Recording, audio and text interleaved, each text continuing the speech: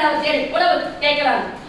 ஆட்டமாடும் மயிலண்ணா ஆட்டமாடும் மயிலண்ணா குட்டி அணில் எனக்கு தான் தின்ன கொஞ்சம் பழம் கொடு. குட்டி அணில் எனக்கு தான் தின்ன கொஞ்சம் பழம் கொடு. இந்த மயிலை பார்த்து இந்த அணில் குட்டி கேட்குது. ரைட்டு கேட்குது இல்லையா? உடனே மயிலண்ணா என்ன செய்யறாரு? அவர்கிட்ட இருக்கிறது கொடுப்பாரு உணவு. இப்ப நாம பசியில் வரும்போது என்ன செய்வோம்? உணவு கொடுப்போமா இல்லையா?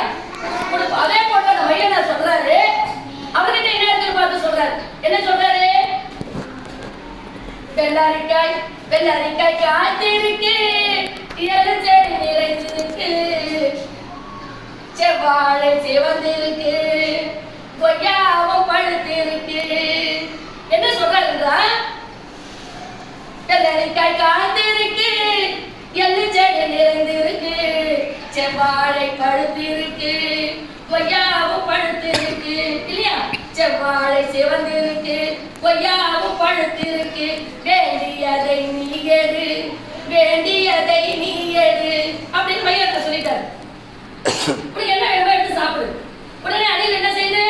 கொய்யா பழத்தை சாப்பிடுது. உங்களுக்கே தெரியும், அணில் வந்து விரும்பி சாப்பிடுறது கொய்யா.